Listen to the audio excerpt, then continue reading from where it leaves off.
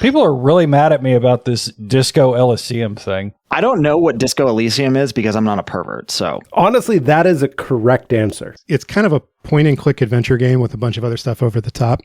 It has what I would describe as leftist politics, what I think the makers of the game would also describe as leftist politics. It's kind of like King's Quest, but for blue sky leftists. Yeah, that's actually a pretty fair description. It's a good game. I mean, it won a lot of awards and it deserved to win all the awards. I watched some video of gameplay of it, and I'm sorry that it's not a game. No, it's totally a game. It's just it's a visual novel interactive. No, it's much closer to something like Planescape Torment than a visual novel. It's like a multi-threaded digital novel, right? Like there's lots of different ways to get through it. You wind up identifying strongly with your character's decisions and all of this stuff. It's a good game and people should play it. I mean, it's a good game, but I don't think people should play it. Because it creates blue sky people. And we're all in favor of blue sky, so. Not these kind of blue sky people, George. That's my question, though, is why do I need this game? I already have blue sky. I have 7 different kinds of leftists in my mentions at any given point in time. 7 is entirely too many. I will say this about the game. This game unsympathetically presents all 7 of them to a shocking degree of accuracy. Like, you don't have to like any of them. This is a real feature of this game. You can be a total piece of shit to them and they all deserve it. So hold on. This game is a leftist game that does self-crit. I mean, this is really a leftist game then. So the reason it's currently kind of back in the discourse is that the studio that made it has split into 3 separate splinter factions, all of which claim they are the one true heir to the studio that made Disco Elysium. Yep. Definitely the most leftist game imaginable. But it gets better. There were originally 2 creators of this game, like the founders of the studio, who were kind of pieces of shit? Question mark? Let's go with pieces of shit. They got fired from their own studio. And then they were complaining that the studio still owned the game and that was unfair, which is sort of the genesis of one of the several Trotskyite splinter faction video game companies. But it gets weirder from there because, like, they then went and kind of admitted that the entire thing was just for tax purposes, like the entire company. And like, of course, they still owned the IP for the game. It was a very weird time. And they split into like 3 studios, all of which are claiming to make the true sequel of this game. Yeah. And presumably all 3 of the sequels are going to be garbage. Probably. Oh, absolutely. Like, that's not something you can do twice. The game is also very Baltic State in mood. I mean, it's a bunch of Estonians who made the game, and that kind of shines through in both the immediate politics and also the visuals of the game. It is a good game. I don't mean to steer people away from the game. It will genuinely help your understanding of the world, maybe your understanding of leftist politics, if you play the game. But it is just to be clear here, this podcast's official stance on understanding leftist politics is dumb. And like parts of it is a good call out though, that like this game is very close to a certain subgenre of game that you do generally find coming out of Eastern European countries. It's just much less violent than most of them because you've got your Stalkers and your Metros and similar games, and then like this comes out of left field and it is very much an artifact of its time. Like, it's not like those games at all. I don't mean to like draw a comparison, but it does kind of have that very specific sort of attitude towards stuff. And then on top of it, it kind of got weird in sort of the time frame when it came out, because I'm sorry, you're going to have to hear these words. They put the Chapo people in the game. Oh, God. You're kidding me. They did then remove them from the re-release, as far as I know. Oh, they should put them back in. Oh, I would want to see that. I was going to say, yeah, it's nothing like Metro or Stalker in that Metro and Stalker are actually good. This little segment is really validating my I don't play video games vibe, and I feel great about that decision. Also, if any of you people listening to this are game developers and are thinking of putting us into a video game, I will be pissed if you do this. Do not do this. Do not put our podcast in a video game. Don't put any podcast in video games, but also don't put ours. I mean, nobody knows what any of us look like, so. Yeah, they do. Not true about me. Okay, well, not true of me and not true of Proctor. Probably, yes, it is true. Definitely true of George, because he's got it in his profile picture. And so do I. I'm just I guess, yeah, you sort of do too. I'm although just you've got analog modified. Yeah. George, I thought you were an Assassin's Creed guy. I mean, I've played Assassin's Creed. I played some Assassin's Creed in college, but I've played some NCAA. I've played some FIFA. But in terms of actually dedicating hours to something, no, certainly not in the past half decade or so. I have other things to do with my time. I just play games for like an hour before bed because I have a delightful TV and it would be a shame for it to go to waste. Look, other people are welcome to play as many video games as they want. No, you're not.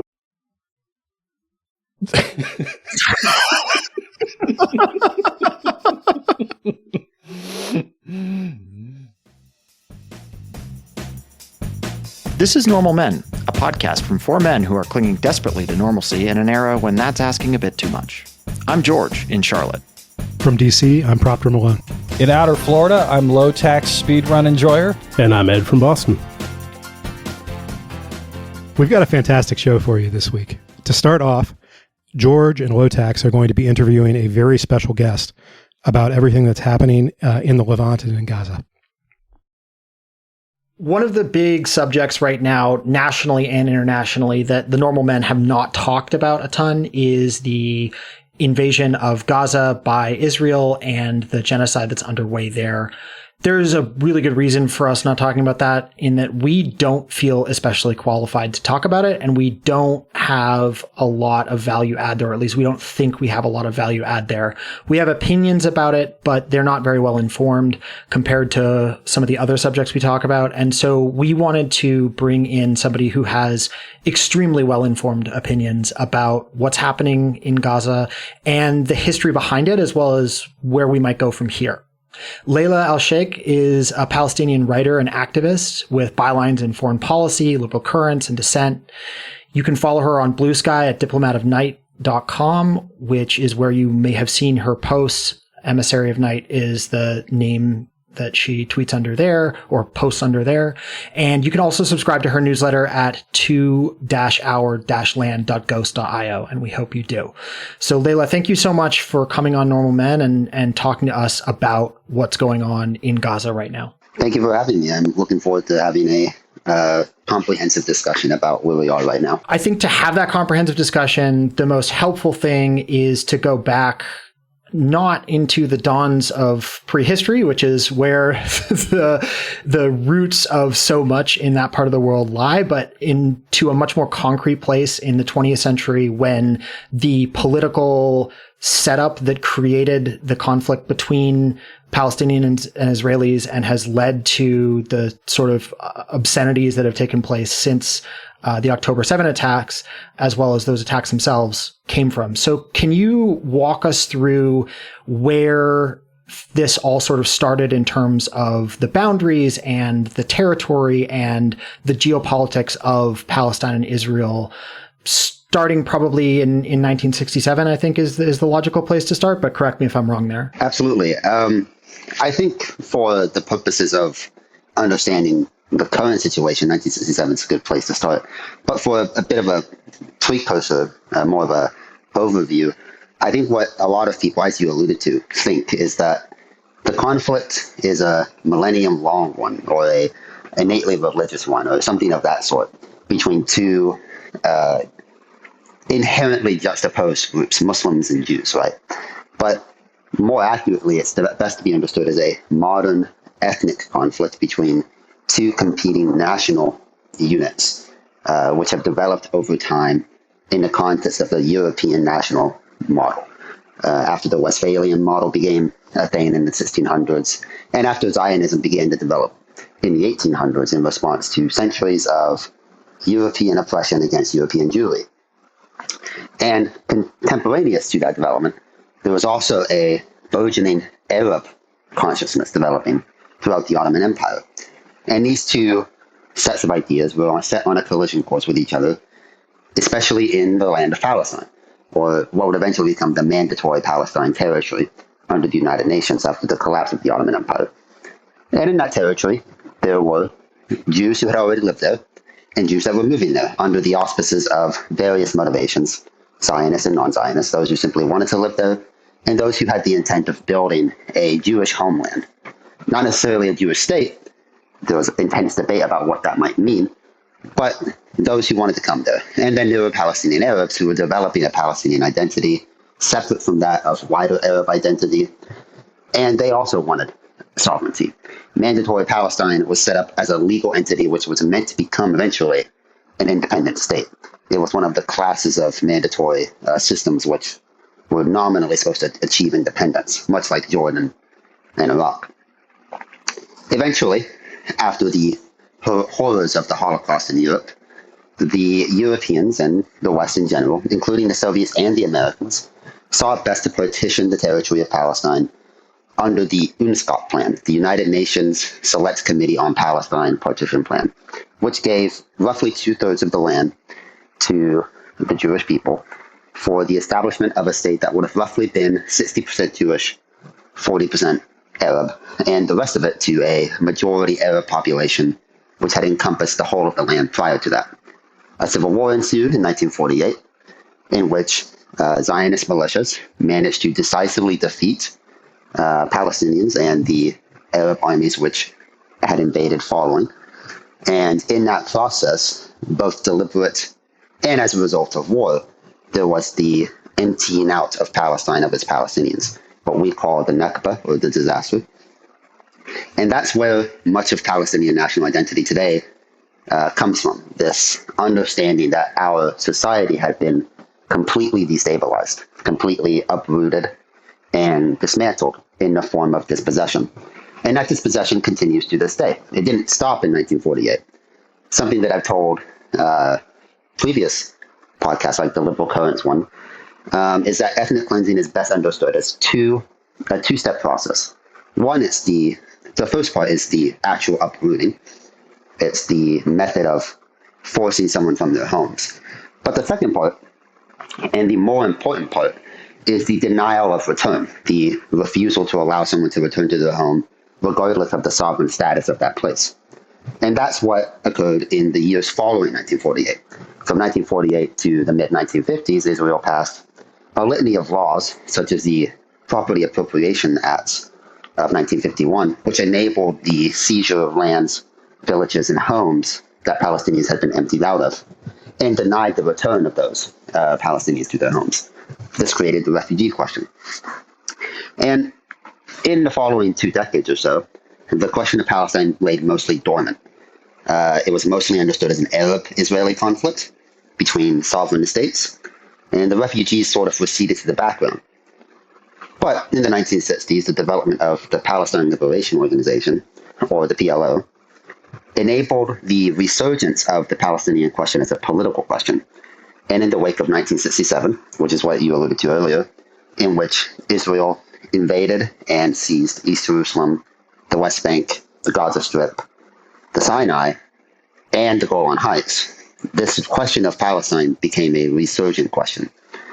And so, since then, the question of Middle East peace has become somewhat synonymous with the question of resolving the Palestinian political question. What will happen to the Palestinians? Under what framework will they have independence or none? And what is the status of the remaining occupied territories? The Sinai was eventually returned to Egypt after Egypt had stunned Israel in the 1973 war. And then in following that, the 1978 Camp David Accords, in which Egypt was given back the Sinai in return for normalization and an attempt to resolve the Palestinian question, which ultimately failed. And since then, we've had this limbo.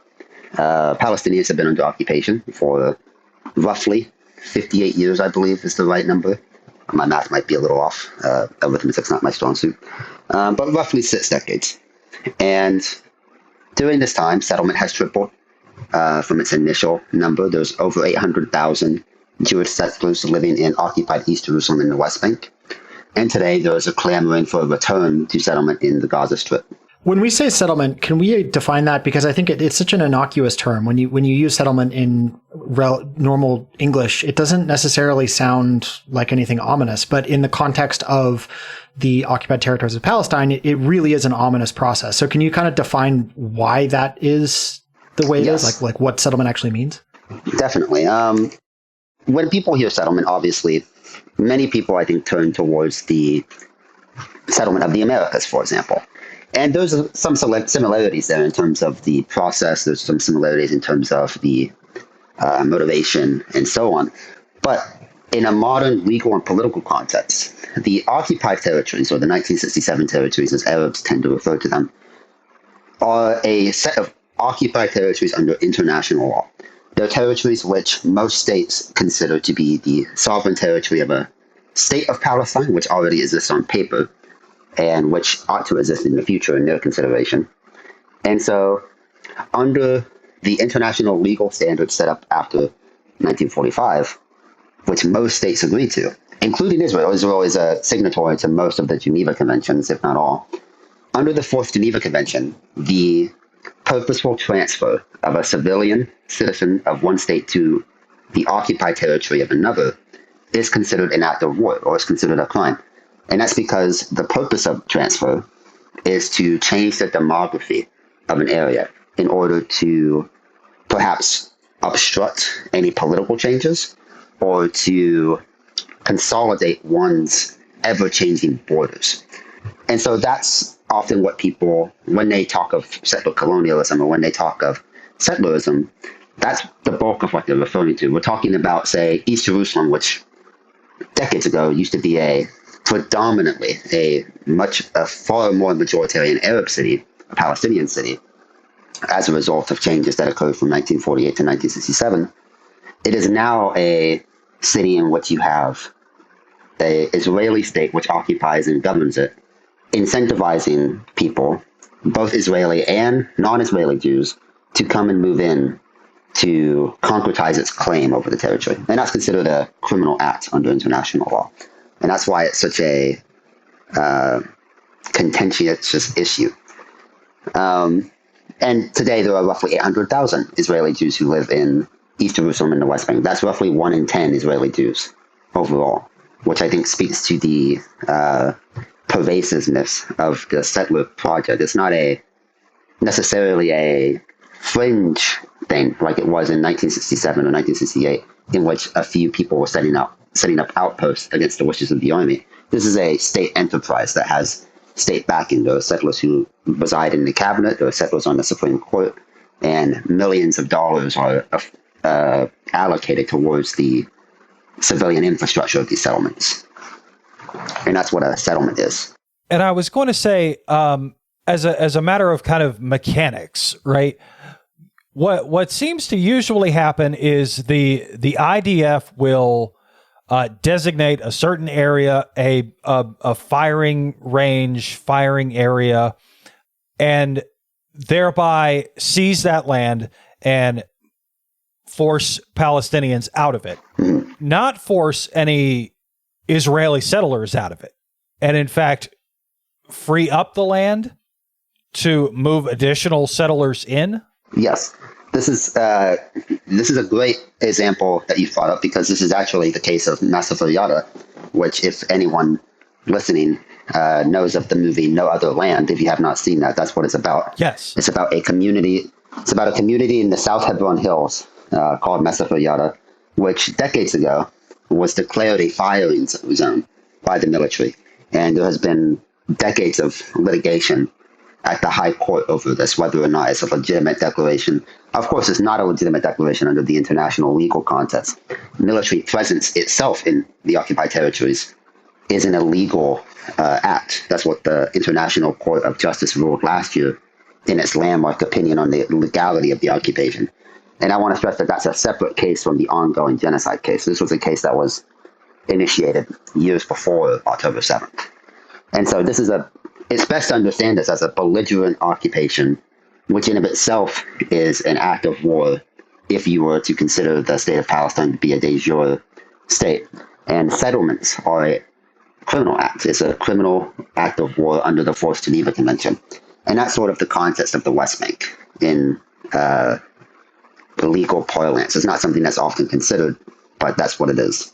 So then, to advance this process forward through time to today, over the period from the mid-1970s through, let's say, the let's say early 2020s, there was this process of sort of slow erosion of the conception of a Palestinian state and of Palestinian rights that led to primarily that, like, I think is the best way to think about it is the settlements and the forced expulsion of Palestinian people from their land and the expansion of Israel into Palestinian territory. But in other ways as well, internal to Israel, there were a variety of changes that sort of turned it into a more ethnically driven state. But there's sort of this prevailing view from the West that, well, we can find a solution here. We can find some sort of peace process, whether you're Clinton trying to do this in the 1990s. There's, every presidential candidate gets asked about it and has a throwaway answer, but sort of nothing really happens. And there's this erosion in the background. Is that sort of a fair way to characterize? I know I'm glossing over a couple of major events, such as, for instance, the Intifadas.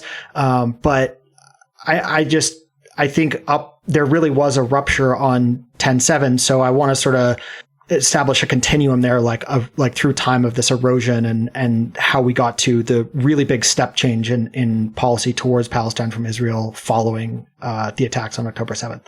Yes, I think you've got the contours broadly right.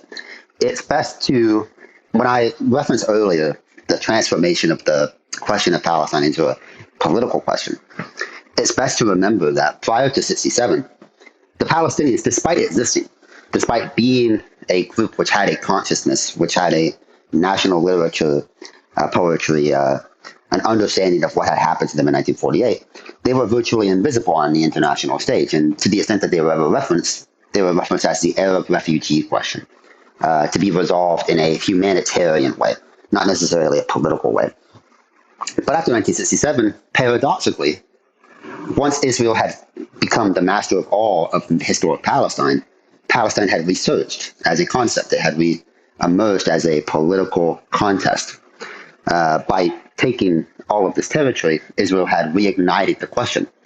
And since then, there have been a variety of attempts to resolve this on a political level, on a legal and political level, beginning with Carter, in which he tried to resolve it with a multilateral peace conference jointly endorsed by the U.S. and the USSR. This eventually fell through in the direction of a more limited bilateral agreement between Egypt and Israel, in which Israel vaguely committed to the process of giving autonomy to the Palestinians in the West Bank and Gaza. Not statehood, and certainly not equal footing, but a form of autonomous rule under Israeli and Jordanian and Egyptian auspices. That was sort of the framework that existed for Palestinians. And that had a great deal of influence on the Oslo Accords, in which the PLO was transformed into what is now understood to be the Palestinian Authority, which has limited civil governments and responsibilities in the occupied territories. It is not a state, and it's certainly not even, I would say, a autonomous government. It's a putative vassal regime of sorts. It's sort of a subcontractual system for the military occupation. It makes it easier for Israel. The PA picks up the garbage. The PA governs Palestinians on behalf of Israel, not on behalf of Palestinians, and so on. And this sort of co-option and rejection of statehood and the failure to take this transitional period into statehood, whether it be in 2000 or 2008 or in the latest opportunity, 2014, it created a crystallized and permanentized system of being in between for Palestinians. It's not ignored on the international stage, not completely shoved off, considered still to have legitimate aspirations, but also no real effort being made towards realizing that end. And after the failure of the 2014 talks, the U.S. had become broadly disinterested in the issue. When Donald Trump became president and during his first term, he attempted to craft a peace plan that might finally resolve the issue, but it was a woefully lopsided one, which allowed Israel to annex large swaths of the West Bank and for a putative state of Palestine to be declared that would be a Swiss cheese map of tunnels and roads between urban exclaves.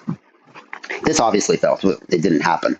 And in lieu of that, Trump adopted something called the Abraham Accords, which allowed for states like Bahrain and the UAE and Morocco to normalize relations with Israel, despite never having actually been at war with Israel, in order to benefit in terms of weapon sales, economic integration, all of this. This doesn't necessarily sound like a big deal, right? But from the Arab perspective, normalization with Israel without the resolution of the Palestinian question is tantamount to undermining the question of Palestine. It's implicitly agreeing with the concept that we can be brushed aside. And it's in this context that frustration and despair began to set in among the more militant factions of Palestinian resistance, Hamas, Islamic Jihad, the DFLP, the PFLP, and so on. And it's in this context that the operation called Al-Aqsa Flood, more commonly understood as the October 7th attacks, began to crystallize. There was this understanding that the question was receding from the international view, that West Bank acceleration in terms of settlement and annexation was creeping, and that no one would do anything unless there was a turning of the table, sort of an apocalyptic, semi-apocalyptic worldview, that something had to be overturned for something to change, a roll of the dice. And so that's what occurred, an attempt to upend the status quo in a horrific way, in a way that's had horrendous consequences, but also in a somewhat perverse and depressing way, successfully has recentered the question of Palestine. It took something like that to make the West pay attention again to the question. And that's, I think, where we are now. We're 2 years into a fundamental despair and a understanding that this does have to be solved, but how exactly? Regardless of all of the horrible things you can say about the Al-Aqsa flood operation and obviously it killed a lot of completely innocent, other than their citizenship, which doesn't make them any less innocent people. But it was extraordinarily successful at changing the status quo. It didn't change it for the better. And in fact, it changed it for the worse in almost any imaginable way, but it certainly changed things. And I can still remember seeing some of the initial posts coming out of the incursions into Israeli territory and thinking like, oh man, this is not going to go good. And it has created this permission structure from the international community that has allowed Israel to enact horrific vengeance on the civilian population in Gaza, supported by directly the United States in terms of both financial and military support, but also given important rhetorical cover from both sides of the aisle. In the United States, the most pro-Israeli people are the lunatic right-wing fundamentalists, but not far behind them are some of the leaders of the Democratic Party. So you've seen this issue become completely untenable in the past couple of weeks because, for whatever reason, and we'll talk about it, there's been a recognition from sub-leadership members of the Democratic Party, both rank and file voters, if you look at surveys, or actual elected officials, that the status quo can't hold. There's now a horrible famine in Gaza that is killing maybe as many people as Israeli bombs have so far, on top of 2 years of military interventions that have killed, Layla, I think you would have a better handle on the numbers than I would, but thousands of people. What is the casualty count at this point in Gaza over the past 2 years? Well, first, I would just like to say one other thing about the previous of course, yes, discussion. Please. But I would like to say, to be clear, like, certainly what happened in October 7th and in the days that followed was a horrific thing. And it would be wrong to say that that didn't happen or any of that sort. But the political incentive, the incentive structure of the Middle East has become very perverse in the sense that it takes a certain kind of belligerence for anyone to believe that a political solution is necessary to a political problem. Without conflagration of hostilities, like in May 2021, or in the 2018 attacks, or in the 2014 attacks, much of the world is content to simply look at the problem and say, well, it'll never be solved. And so Israel may be allowed to gradually impose its own solution. And that's an incentive structure that enables the type of things that you see in October 7th. And so a political solution is necessary. And I think that's something, to your point, what we're just about to discuss, is something that more and more people are beginning to realize. If this is a structure that is not sustainable, if apartheid is not sustainable, or if a system in which 7 million people's national aspirations are in a log jam or in perpetual stagnation, and 7 million other people have full enfranchisement and rights, there's going to be a constant friction. And so there needs to be a resolution of that. And so after 2 years, and I would say I am not an expert on casualty, I'm not an expert on the ways in which one calculates death toll, but numerous reports from The Economist and from high-ranking United Nations bodies put the casualties at least around 100,000 dead, and many more injured, 80,000 plus injured. I believe a recent report by the Washington Post put it around 50,000 children killed or maimed. They listed names of many of these children. And if you scroll on that page, it tells you names at like every 100th or 1,000th, and then tells you how many you've read. It's a very harrowing article. But I think because of the immense casualties and because of the immense amount of images of starvation coming out, you are starting to see a bit of a crack in the wall of ideological support and of indifference from U.S. elites, from the commentariat, from Europeans. And that was what was reflected yesterday in that vote. And I think partly what was reflected in New York a couple of weeks ago with the mayoral primary. Yeah, some of the polling that we saw coming out of the mayoral primary aftermath was really remarkable. I mean, you're talking super majorities of really like the bluest blue Democrats, right? Like people who are voting for Democrats in New York City primary elections are as close to a representation of the base of the party as you're going to get, I think. I mean, I don't know how you get more basey than that. And you're talking, 80%, 70+% approval for policies that elected officials leading the Democratic Party have opposed for years. And we're seeing actual movement from other elected officials as well.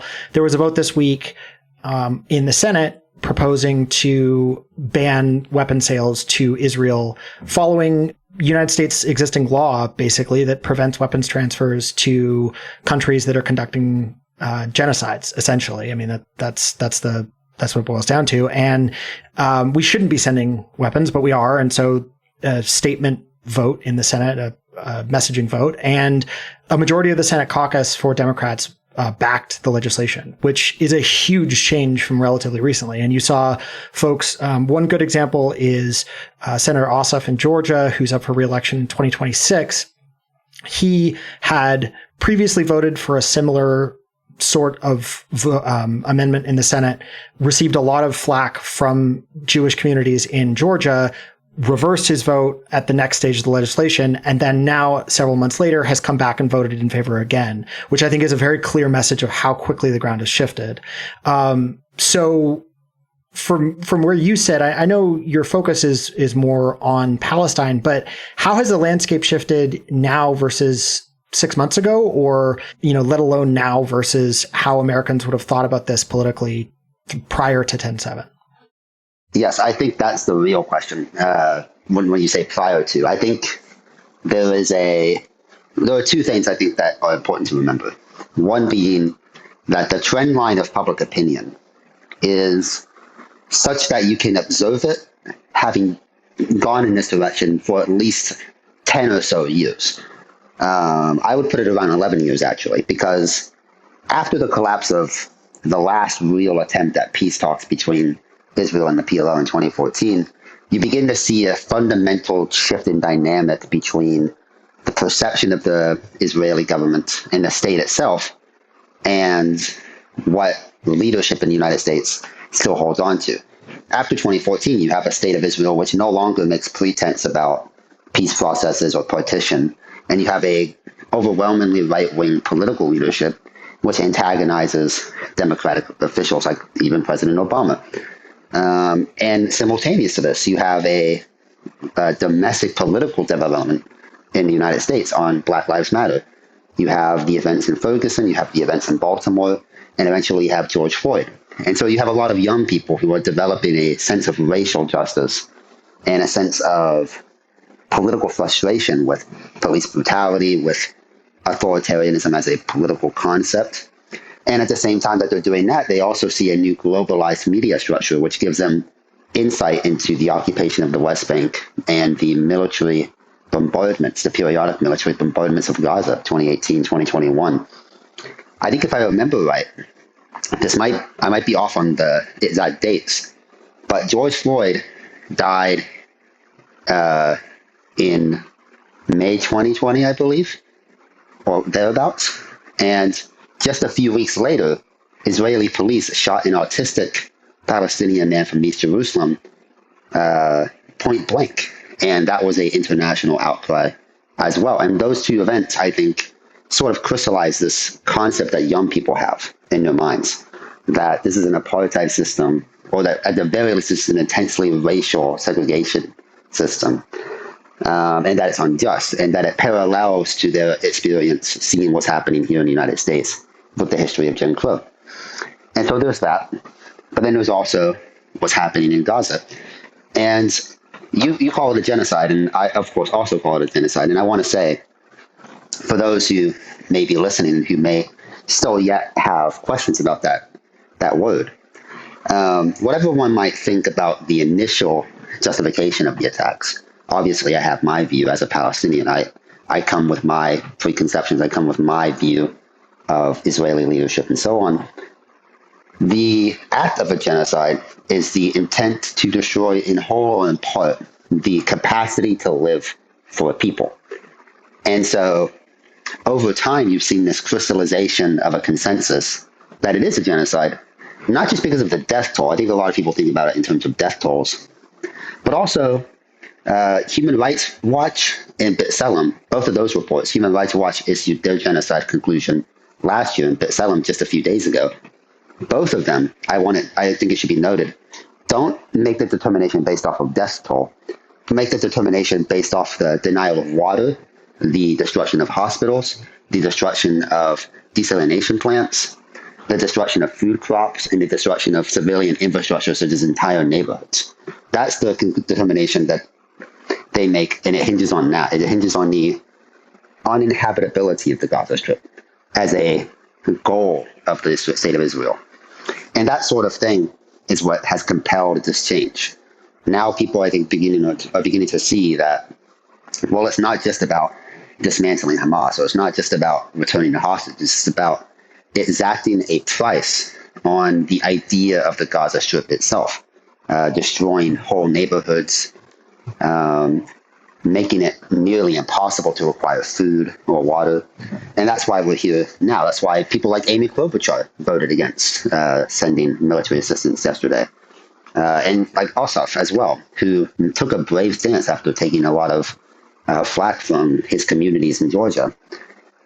And so I think, like Professor Shipley Telhami said a couple of days ago, we're in this weird state of flux where the leadership is still clinging to this idea that doesn't exist. And more people who are younger are going to come into power and come into the echelons of developing policy and steering the direction of the party with the idea in their head that the state of Israel has committed one of the worst atrocities of the 21st century. That's what's going to influence them for years to come. I also just want to say, as a father, I have a daughter who's 2.5 years old, and it is incredibly difficult for me to look at some of the photographic and video evidence of what's come out of Gaza since 10/7, both in terms of the consequences of bombs falling and the consequences of food being denied, food and water being denied, and other medical care. Even before I had kids, I was very affected by any media that involved children being hurt. I don't know, everyone's got different things that bug them. And it was just one of those things I had a really hard time with. I can remember watching the episode. It goes back to when Game of Thrones was on and the Red Wedding episode came out, and how viscerally disturbed I was by that. It's just one of those things for me. So I will say I have in a lot of ways avoided some of the content that's come out of Gaza, and I have not made a priority to consume it. And I just want to say that you can be aware of what's going on in Gaza and have an opinion on it and have a view about whether it's just or not without necessarily mainlining that kind of stuff. And since we're talking about the horrors of what's happened, I just wanted to throw that out there for listeners that like, you don't have an obligation to look at this stuff all day, but I do think we all have an obligation to be aware in general terms of what's happening, even if you're not spending all day watching what in some cases are snuff films, really. I mean, I hate to be insensitive, but I think that's sort of where a lot of this stuff goes.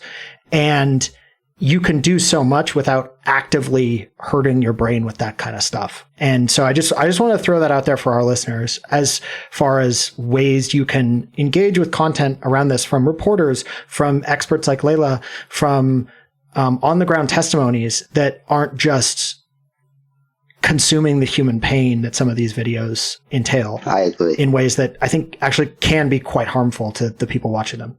Yeah, be informed. Don't traumatize yourself. You're not saving any lives or making the world a better place by traumatizing yourself. I wholeheartedly agree. Yeah, even like the images that like the New York Times put out, I have a difficulty looking at those because I see my family and all of those things. So I wholeheartedly agree with both of you. Yeah, I think speaking to the domestic political picture, we are fascinated here. Our group chat has been fascinated by the dynamic that Democrats' leadership has gotten themselves into in Congress, because both the Senate and the House are led by New York Democrats. New York being one of the largest concentrations of Jewish people in the world outside of Israel. In fact, the largest concentration of Jewish people in the world outside of Israel, and one of the largest in the world, period, has traditionally been this bastion of support for Israel, come what may. Prior to 10/7, that was a contradiction or a contradictory sort of view of the world that even in the post-George Floyd environment could be managed and could be looked past as just one contradiction among many in a very broad political coalition. But since, when we're talking about mass starvation, death toll in the six figures, bombing of civilians, utter destruction of infrastructure, plans to essentially permanently take the land of Gaza in some cases. We're talking about that contradiction heightening to a completely unsustainable degree. And just on an interpersonal level, how Hakeem Jeffries in the House and Senator Chuck Schumer in the Senate manage their caucus when public opinion within the party isn't with them, when the votes are not really with them anymore, when the electorate in the places they represent is no longer with them. How do you continue to push forward with the same old story of, well, Israel is our strongest ally in the region and they're an important democracy and they have a right to defend themselves and we need to keep selling them weapons and providing them aid?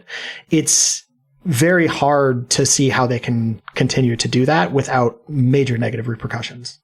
Yes, I think one thing that a lot of people make a fundamental analytical mistake in doing when talking about, say, New York, we're talking about the Democratic coalition, is assuming that there is a strict binary of being a diehard pro-Israel individual or being a diehard, whatever one might call. I don't necessarily like the term pro-Palestine, but pro-Palestine individual. Like they think it's Rashida Tlaib or Josh Gottheimer, right? And putting aside that the general position of the Democratic electorate is much closer now to Tlaib than Gottheimer, put that aside. I think something that people tend to mistake is Jewish Americans, based on the polling, and I say this is purely based off the polling. Obviously, I'm not an American Jew and I can't speak on behalf of American Jews, but purely based off of the polling that you can see, Jewish Americans have a multitude of opinions about what's been happening. A recent poll by, and I'm going to forget the name of the institute, but it's an institute that polls both Israelis and American Jews. A recent poll this week found that something like 44% of young American Jews believe that this is a genocide. Like, that's an active debate that's happening in American Jewish society. And I mean, beyond that, you have young Black people, young Latinos, young Muslims and Arabs who are continuing to attempt to enmesh themselves in party politics in a way that they haven't been able to before, as the legacy of 9/11 recedes. This stuff is all going to constantly shift the dynamic. And so I think even today, the funeral for the police officer who was tragically killed in New York a couple of days ago, one of his fellow police officers decried the genocide in Gaza. And that was with Eric Adams in the front row and Cuomo in the audience as well. Like, this is a thing that's not going to go away for people. It's not a famous liberal squishes, the NYPD. Yes, I believe the officer was a Muslim, of course, but nonetheless, this is a thing that's not going to go away. And so, yeah, this is a legitimate political opinion now. It's really, I think that's something that some people continue to grapple with and don't seem to understand. This is a real live political constituency now that believes that this is happening and sees what's happening and says what it is. And I think even if I go back and forth, I discuss with Peter Stone, an excellent reporter from City and State New York, who's done some of the best reporting on the Mamdani campaign. I've gone back and forth with him on how quickly things will occur, but I don't think it's possible anymore for a stalwart pro-Israel, uniformly pro-Israel position to be the consensus of the party. Even Richie Torres, I think you've seen, has tried to. That was the one that really caught my eye. He basically has been doing his best to be Israel's best friend in the House. Yes. And he represents a very, very poor district from the Bronx. I'm sure that he has Jewish constituents, but his district is Black and Latino, heavily, and very, very low socioeconomic status. And so making himself the face of such a foreign policy oriented issue is just always kind of didn't make sense in terms of representing his constituents. But on top of that, he was so strident, not as strident as someone like Fetterman has become, but very strident in terms of being pro-Israel. And even he this week has had to start saying, look, I can't support this anymore. I need to back off. And to me, it feels like there has been a change on the ground in his district. I think I said this to you on Bluesky, actually, Layla. It feels like someone gave him a call and said, listen, buddy, we're done. This is not going to fly anymore. Yeah, I certainly think so. I think he said beyond his remarks to Chuck Todd, which are the ones that went viral, I think he also said in some interview on some smaller YouTube podcast of some sort, he analyzed this to Iraq, basically. He said this is a quagmire, that it's going to permanently erode the status of Israel in a geopolitical sense. And I think that really gives you a insight to how some of these people are believing things now. They see that in 5 years or 10 years, they're going to be asked by constituents, they're going to be asked by, if he runs for higher office, he's going to be asked, well, what did you do when this was happening? What did you do when the cards were on the table? And if he doesn't have a sufficient answer, then it may not necessarily be a decisive issue, but it's going to be something that people will remember. And I think that's an important factor in driving elite opinion, being able to see what the winds are blowing in. Because even with Iraq, it's not necessarily like it was a decisive issue in 2008, but Obama attacked Clinton on the Iraq war. It will be an issue in the future, what you did in terms of Gaza and what you did in terms of the Palestinian question. And more broadly, it'll be an issue whether or not you fundamentally believe that this is a political question that needs to be resolved in favor of Palestinian rights. So with that in mind, I think some of the goings on abroad have also been important in cementing that status as a political question, because we're starting to see a wave of foreign leaders of developed countries that are not the United States. They exist. We sometimes pretend that they don't. And I was actually born in one of them, believe it or not. We've seen a wave of recognition from foreign developed countries. France was maybe the most dramatic, where Emmanuel Macron basically came out and said, we're going to recognize the state of Palestine. That is something that has historically been a no-go for a wide range of countries for a bunch of different reasons. Can you talk through the sort of history of recognition and what some of the movement we've seen on that issue might entail for the state of Palestine and for the Palestinian people? Yeah, I think something that very few people, in my experience, know, even like just conceptually know is or aware of, is that the state of Palestine as a legal entity came into being in 1988. The Palestine Liberation Organization, which is the official body, the representative body of the Palestinian people and international fora since the 1970s, they declared independence. They issued a Declaration of Independence in the fall of 1988 from Algiers, which stated that the state of Palestine exists side by side with the state of Israel on the basis of UNSCR 242 and UNGAR 194. And for those who don't know, 194 is the resolution that adopted the United Nations Partition Plan in 1947, and 242 is the resolution which established the Land for Peace model, which entails the relinquishing of the occupied territories in exchange for normalization with Israel. And so the state of Palestine adopted these measures in 1988, and in the immediate weeks and months that followed, the majority of the world, the vast majority of the world, recognized the state of Palestine as a de jure state which functions in exile from the occupied territories. That was done in response to the first Intifada, in which it was really the first mass public open uprising against the occupation and the occupied forces. And recognition sort of stopped in its tracks, though, in 1993 when the PLO accepted something less than a state in the form of a transitional government called the Authority. The state of Palestine still exists as a de jure entity, but it sort of exists in parallel to and not in singularity with the Authority. And so for the last 25, 30 years, most governments have dealt with the Authority rather than necessarily the idea of the state of Palestine. But in 2011, Abu Mazen, or Mahmoud Abbas as most people know him, we call him Abu Mazen,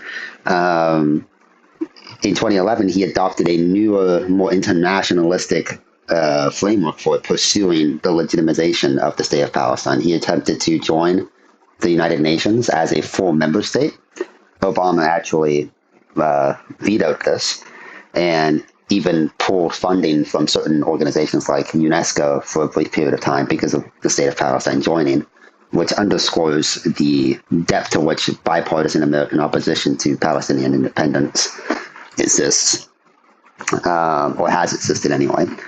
But since 2011, the state of Palestine has worked hard to garner more recognition, and it's really tried to garner Western recognition. Like you said, it's the Western powers which have broadly refrained from recognizing Palestine. If you look at a map from a few years ago of recognition, it's almost the entirety of the Eastern world and Latin America, and then it's Western Europe and America and Canada and Australia, which have been intransigent in terms of recognizing.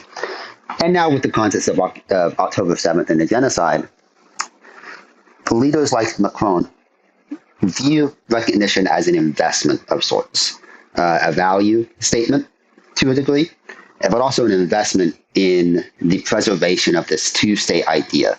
The two-state idea has been corroded, it's been overridden by reality of settlement, it's been receding because of the Israeli political consensus being against Palestinian statehood. But Macron wants it to come back. Saudi Arabia and France have tried very hard to preserve it through a litany of diplomatic endeavors. And so Macron took the somewhat brave step of recognizing the state of Palestine without conditions, I might add. He initially had conditions that he had put out in the early part of the year, and Abu Mazen had conceded to some of them, but not all, and Macron had met him halfway, and now France will recognize the state of Palestine no matter what in September. And following that, Starmer in the UK and Carney in Canada have also issued conditional recognitions, which I personally think will eventually be dropped. It will become an unconditional recognition in September.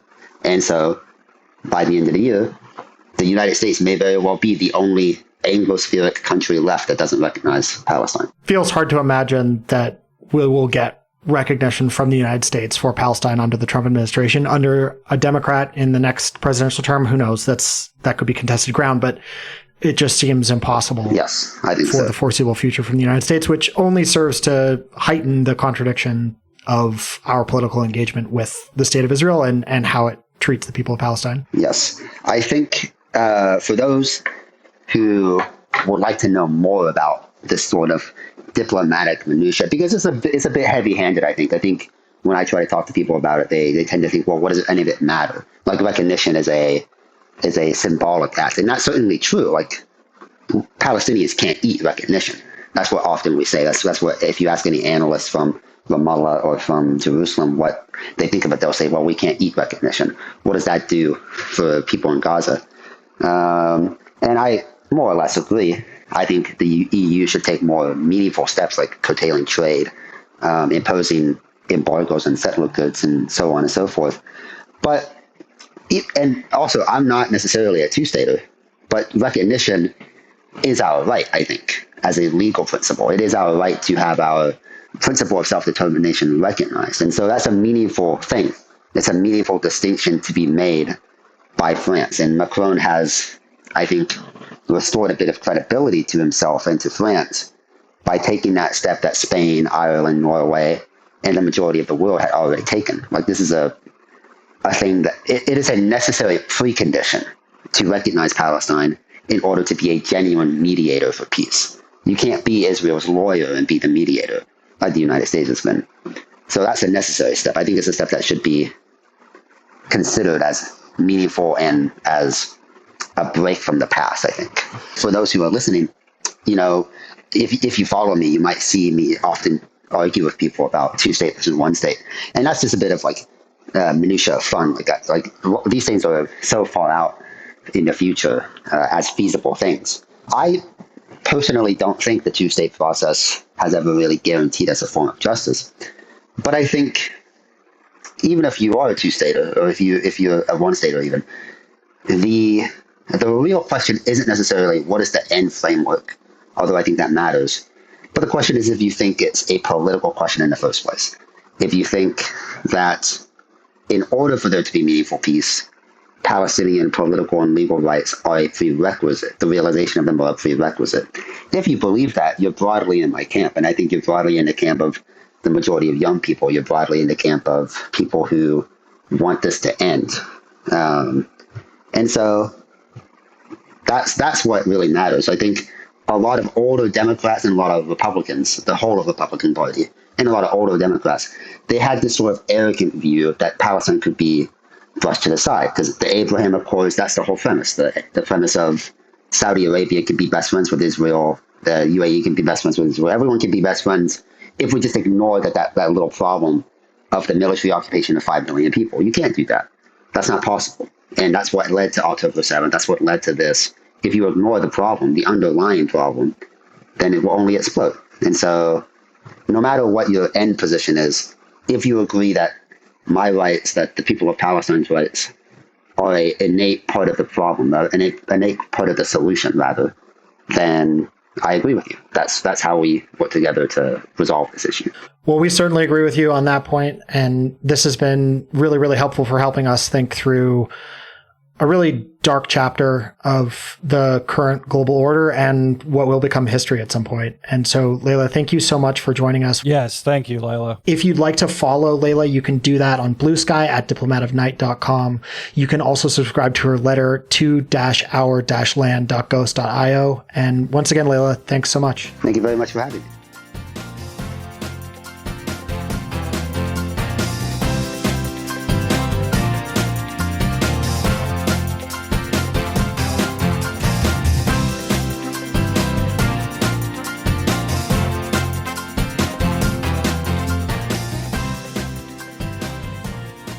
We're going to fix the jobs reports very strongly, folks.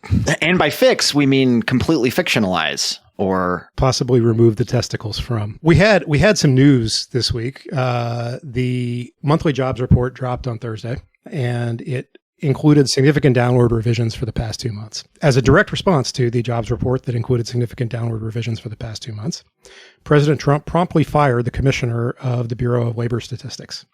This has caused a great deal of anguish in certain wonk circles because the Bureau of Labor Statistics is the alpha and the omega of labor statistics for the United States of America. Yeah, I mean, normally I'm really in favor of causing wonk's agony, but like this one seems to be affecting George, and I'm not sure I like that. So maybe we could get some details. Yeah. Okay. So first, let's talk about what happened on Friday in terms of the job report. So very, very large miss in terms of the number of jobs that were created over the period from April to June. And the reason that was a miss is because prior jobs reports were revised down.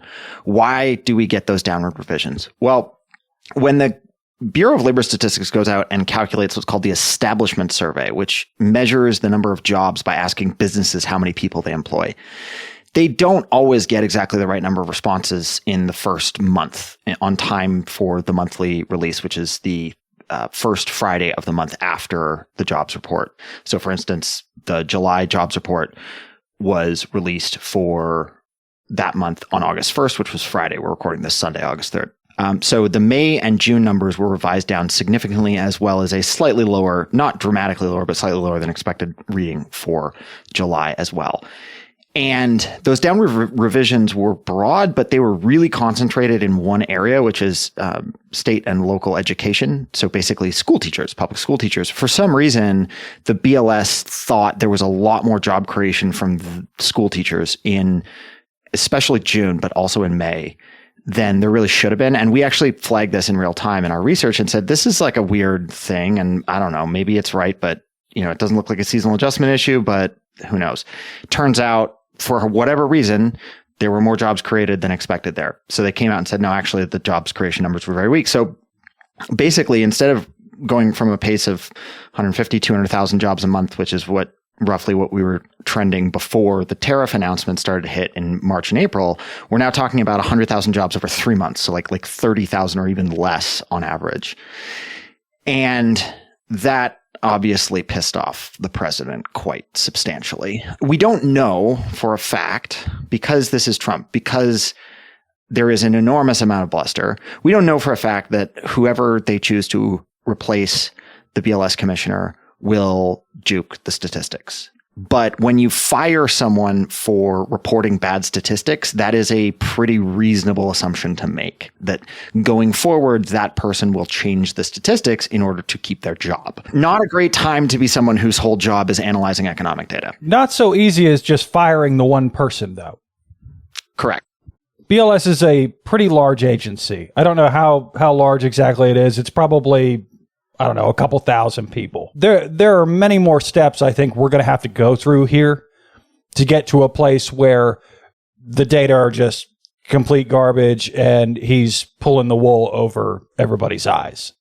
Correct. And if we do go down that road, it's going to be very visible in the data. It's really hard to manipulate economic statistics in a way that's not obvious. And the reason for that is they are very complicated. If you say, oh, well, we actually employed 300,000 people this month instead of 14,000 new jobs, whatever your number, you have to then make that internally consistent with a bunch of different stuff. The different geographies that are creating jobs, the different metros that are creating jobs, the different industries that are creating jobs. And you also then have to be able to show that that ties out to other surveys that or other data sources like tax records. And doing all that is without making it blatantly obvious that that's what you're doing is really, really hard to do. The good thing is that this is not a terribly broad survey. And the Trump administration, if you give them nothing else, these are guys for whom attention to detail is always the highest priority. Naturally. But in all seriousness, to your point, George, even incredibly smart people trying to manipulate data like this would get caught pretty quick with other experts looking at it, especially the vast swath of, wonky people you see on Bluesky or Twitter or wherever. For these guys to try to do it, they're going to get caught in like a nanosecond. To be clear, though, the fact that we think we're going to be able to catch if there is manipulation of the data doesn't mean that we're going to be able to get the right numbers. It just means we're going to be able to tell that somebody's lying to us. Correct. And the ironic thing is that the news is going to get worse for Trump on jobs before it's going to get better. We're going to put our wonk hats on here and talk about what the employment situation report, which is widely referred to as payrolls every month, but it's the monthly snapshot of the labor market that's the sort of top, like the most important release every month, along with maybe CPI, which is also BLS product. CPI is the Consumer Price Index for those who are not invested in following economic data. And don't get invested in following economic data. It's the most perverted thing you can engage in. Especially right now. Ever. Don't. It's bad. We're bad people. It would be even worse than getting involved in gaming. Way worse. Yes. Yeah. Okay. So there's two surveys that get mashed together in this one giant report. And when I mean giant, I mean like thousands of different individual data series with seasonal adjustment, different geographies, different industries, different measures of wages, hours, unemployment. It's extremely detailed. It's a huge release, and it's produced through two surveys. One of those surveys is the household survey, which is run off of the current population survey, which is a census survey product. The household survey does measure employment, but it's not as good of a measure of employment as the current establishment survey, which is a survey of businesses. And if you ever hear someone say payrolls, that's referring to the establishment survey. Yeah, the household survey covers something on the order of 0.20% of all employees in the United States as a sample size, whereas the establishment survey covers somewhere between 25% and 30% of all employees in the United States. It's a much, much larger sample. Yeah. And the nice thing about the establishment survey is that we can tie it out to tax data. So every year, and this is where the news is going to get worse. Every year, there is a process where the BLS goes back and looks at their statistical sample, a survey that goes out to businesses and businesses respond to, and compares it to what they know happened based on actual hard administrative payroll tax data. It's a way to sort of check their work in the rearview mirror. And it's really important to do this because every day, week, month, quarter, year, businesses are opening their doors and closing their doors. And if a business opens their doors, it's really hard to account for them in a statistical sample because you don't know to sample them because they've just opened their doors. And same for a business that closes. BLS evocatively calls this the birth-death adjustment. Yes. So they have a statistical model to estimate this from month to month, right? In other words, they don't know how many businesses opened and closed in July, but they have a statistical model that says this is the amount we think based on historical trends typically would, and that it would have XYZ effect on employment. So you can estimate that annual benchmark revision using a quarterly survey that is different from the current establishment survey that is very comprehensive, but not as comprehensive as tying out individual payroll tax records. And so Goldman Sachs came out with an estimate this week. All the Wall Street banks that have big economics departments will estimate this. Goldman Sachs came out with an estimate this week that estimated an downward revision on the order of 550 to 950,000, which is similar to last year. That last year was a very large one. And they're looking for something similar again. Okay, so what does that mean? It means that the level of employment in March of 2025 is expected to be revised down by that number.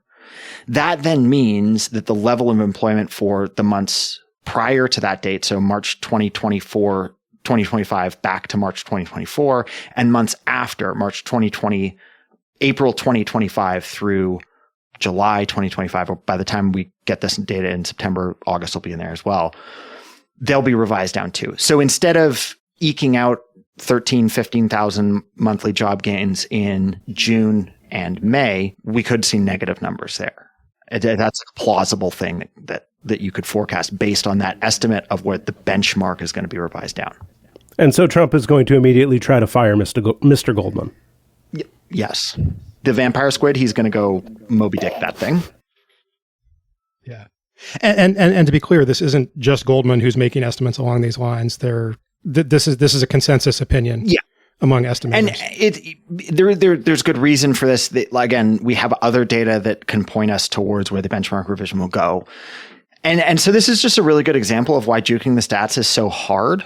On top of the fact that BLS employees take their jobs really seriously, if you were putting political pressure on them to change the numbers, we would know about that because they'd be on signal to the press in 30 seconds. It would be instant. On top of that, and you would have to, by the way, if you were going to significantly juke the statistics of something as complicated as the monthly jobs report, you can't just put pressure on one person. It's got to be the entire department because it's such a complicated thing that if you just have one person tweaking something, it's going to be super obvious and inconsistent across the whole data set. So you need to put pressure on a lot of people. There's just no plausible world where that pressure gets put on people and then you don't hear about, oh, they told us to change the number. That's one reason for optimism, is that anybody that gets put into the BLS commissioner role will know that if they try and do that, they're just going to get shown. I mean, it's going to be very obvious right away. And I don't know what markets would do if that actually happened, because the markets didn't really tend to react very much to the news on Friday that this is now a possibility, with the firing of BLS commissioner, but probably not good. Yeah. I think this is kind of a piece with the administration's habit of front running news that is going to shift stocks, that increasingly the big casino, the Wall Street, is something that is becoming rigged in certain ways. And that if it reaches a tipping point where people are no longer feeling like they're playing a fair game by investing in the United States, then they're going to move away from investing. And there was a lot of discussion about that point in March and April, and really before Liberation Day. This was a live thing after JD Vance went to Europe and basically said, y'all are on your own. America first, baby, like, suck it. And you basically had the whole continent go, whoa, we're screwed. Okay, we can't invest in the US anymore because we can't depend on them for anything anymore. The evolution of narrative and price is complicated, right? Two things can be true. One, the marginal strength of the US as a destination for global capital can have taken a massive hit, and it can still be a very attractive place for global capital. Look no further than the performance of Meta, Microsoft, Nvidia, Broadcom, Oracle, these kinds of AI stocks, right? Like that's not happening anywhere else in the global economy. Look at the depth and liquidity of the treasury market. I mean, you just can't get interest rate risk anywhere near as big and liquid anywhere else in the world. So we're sort of seeing we've seen some pricing of nervousness around this, but we haven't seen people really hit the panic button because it hasn't gotten bad enough yet. Does that mean it never will? No, but these things come and go in waves as the narrative builds. And we're still relatively early in the idea that the United States is not somewhere that global capital can come to be invested. And for my fellow computer touchers, I apologize that he mentioned the O word without proper forewarning, but they do technically count. Half of CapEx getting plowed into sale, or half of sales getting plowed into CapEx. They exist, and they are spending a lot of money on AI. We've been talking about the Ellisons a lot lately, come to think. What does Oracle do? They have two major things, one of which is sending sales and lawyers and sales with lawyers in their mouth after you for all the stuff they've been using forever. And then there's the Oracle Cloud side of things, which is a genuinely compelling tier 2 cloud, right? Like they're not as big as Azure, they're not as big as AWS or GCP, but they do a good job. And I mean, Azure buys from them Microsoft buys from them for GPU compute because Azure is out. I like Oracle Cloud quite a lot, and I am considered an apostate for that well-held position, George. Okay, I'm glad to hear that Oracle actually does things, because I had sort of put Oracle in the bucket with IBM, where I would see their advertisements and simply think, I don't know what you do. You don't want to know what IBM does. It involves Malcolm Gladwell at this point, I think. Disclaimer, former IBM employee. My view is that we need to, when the Democrats, inshallah, take back the White House in 2029, we need to pass a law. If you cannot explain what your company does in 2 or fewer sentences, that's illegal and you're going to prison. Why not just write a bill of attainder for Larry Ellison personally? I mean, I'm not against this, constitutional questions aside, but like the funny thing is that like IBM is actually secretly huge again. They make slightly less money than God, and they really wish they made more. It's a weird place to be.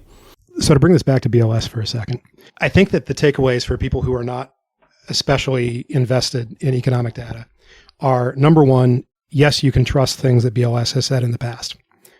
We would know if they were lying. We would know if they had already lied to us. And in fact, the firing of the BLS commissioner is a sign that BLS had not previously been co-opted. 100%. So in some ways that validates the trust we've had in the past, over and above the fact that we would be able to tell if they were lying to us. Can we trust what they will say in the future? We spoke about this a little bit already. The answer is maybe. Near term, yeah. I mean, first off, you have to get somebody. The guy that is the interim BLS commissioner is a acting head of the BLS under two different recent presidents. He was acting head of the BLS under Trump 1 as well as under Biden. He is just well regarded as like a good guy. So as long as he's at the helm, we're good. He won't be forever. Eventually there will be a Senate appointed commissioner that, well, I mean, we don't know who this person's going to be, and we don't know. There is a spectrum here. And again, the thing with Trump is like, if your whole thing is you have to take everything he says 100% seriously, that's what's going to happen. You're wrong 9 times out of 10 every day of the week and twice on Sunday. Like, he says so much stuff. You cannot possibly be right just saying, well, he said it, so that's what's going to happen. The best recent example of this is the Chair Powell saga, where they tried to retcon a reason to fire Chair Powell for cause after he tried to fire Chair Powell not for cause. Both things have gotten a totally lead balloon welcome from everybody else. And Powell's not getting fired. Like, that's it. I don't want to say, oh, the BLS is fine. I think there is a very high probability that there is going to be a pressure campaign on BLS to change the economic data. We haven't seen it yet, and we may not see it for some time yet. So if you're listening to this, don't think next month, if there happens to be a stronger than expected jobs report, that means they're juking the data now. No, that they will not get someone appointed that quickly through the Senate. That'll take time until that person's appointed, and then a lag after that, because this sort of pressure campaign is going to be hard to wage. You're fighting against a very, very strong set of norms and practices and procedures within the bureaucracy. You can fight with that fight, but everyone's going to know, and it's going to be obvious in the data. It's going to take time. So if you listen to this and you reply to me, but can we trust the economic data still, George, on Bluesky before there's any evidence that we shouldn't, any hard evidence, any evidence in numbers, any evidence in the procedure to get there?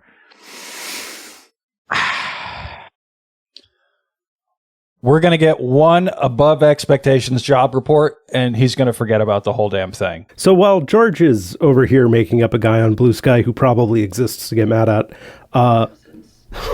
Mr. Speedrun Enjoyer, how about we talk some shit? What do you think of the rumor that this all the pressure campaign on one Chair Powell started roughly coincident when the Trump administration found out this?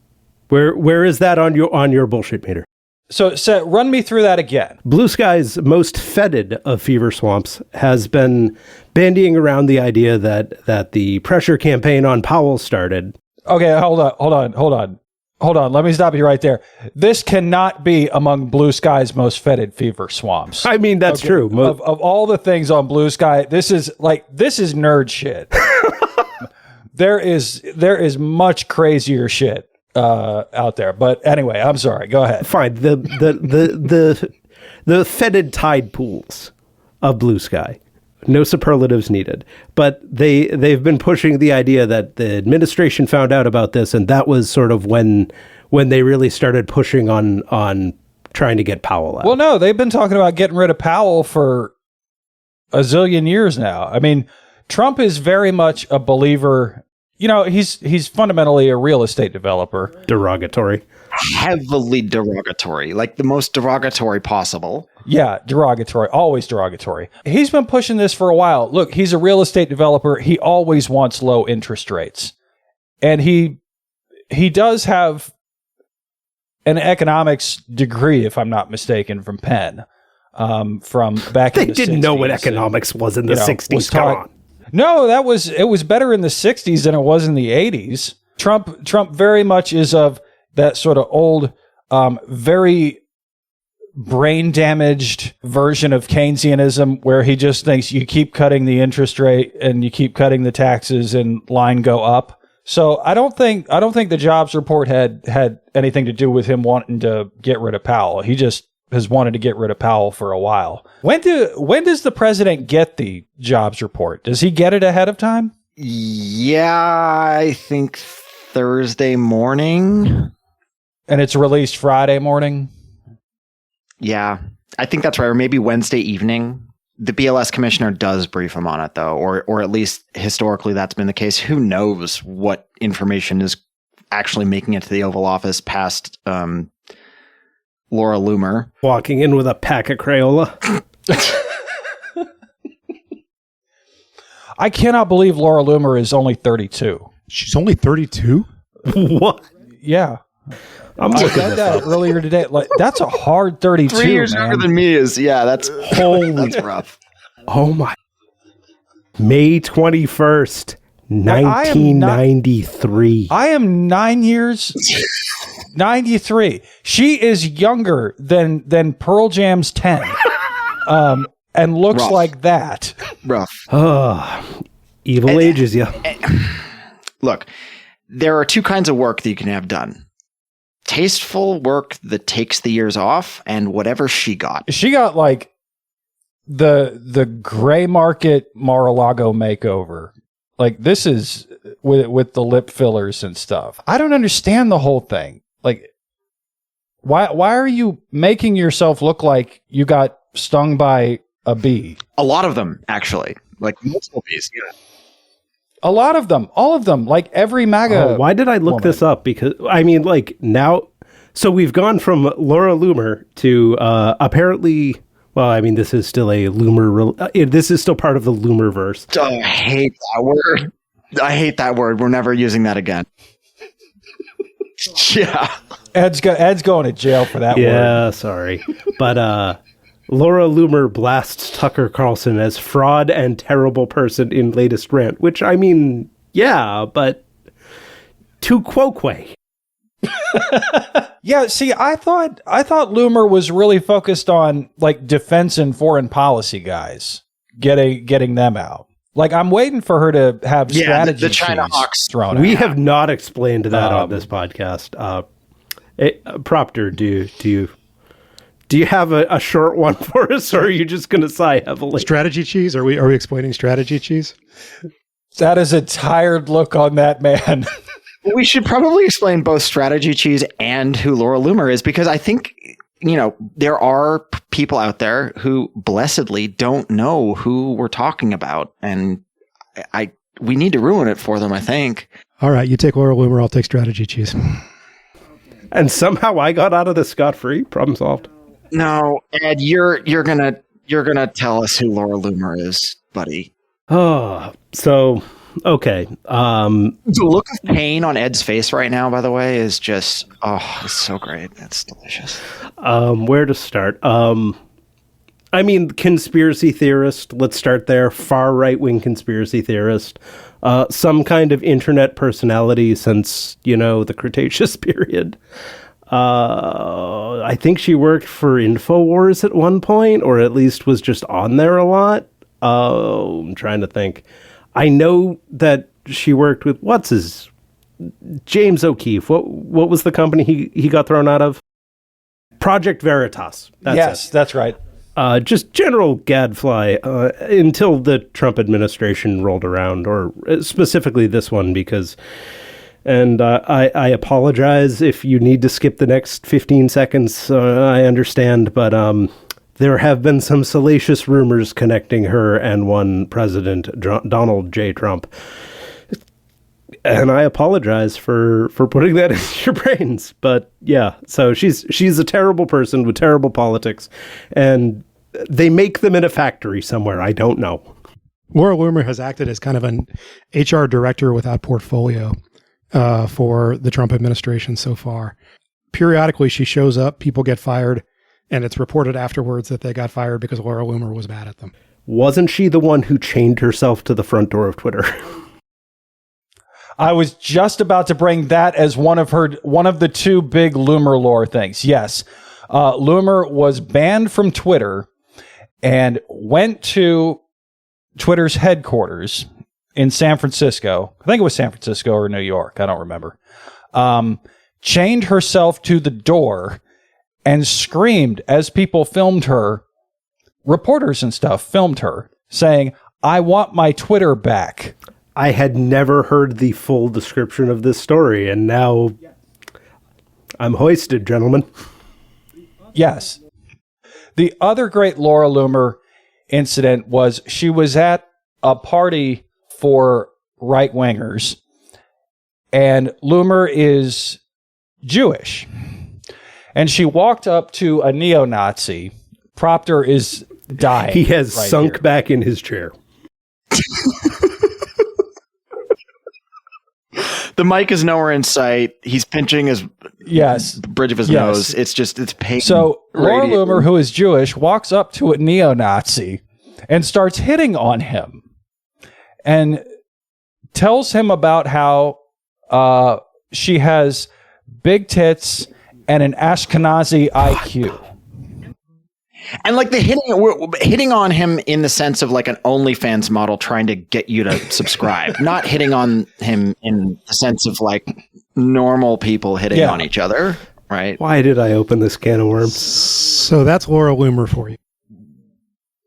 Y'all can thank Ed for that, by the way. Anyway, I'm sure Laura Loomer will be back in the news soon enough, and we'll have to deal with her again. I had promised a brief explainer on the strategy cheese. The strategy cheese is Elbridge Colby.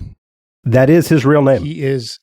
That is his real name. He is currently the Undersecretary for Policy at the Department of Defense. He is the grandson of a former director of one of the predecessor agencies to the CIA.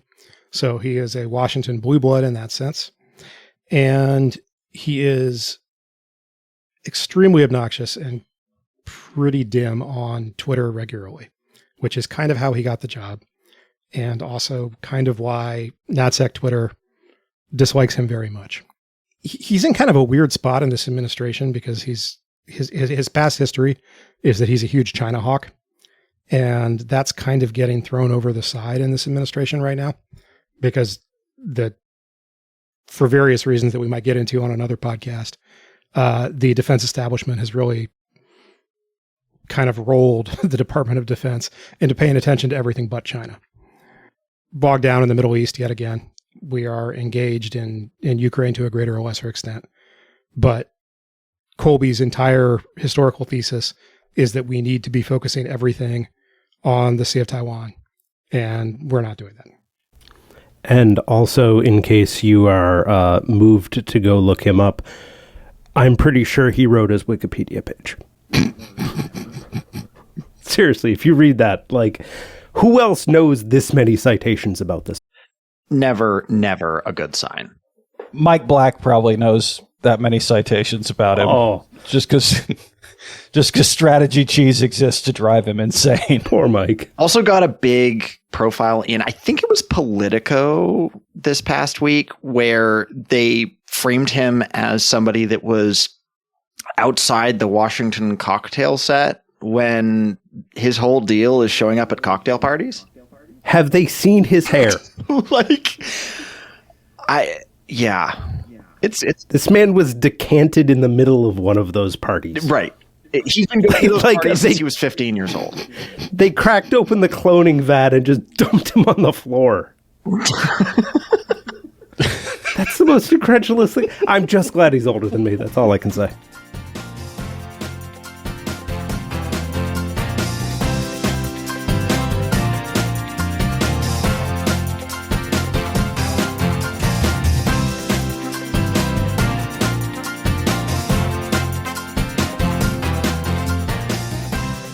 That's our show for this week. Thanks for listening in.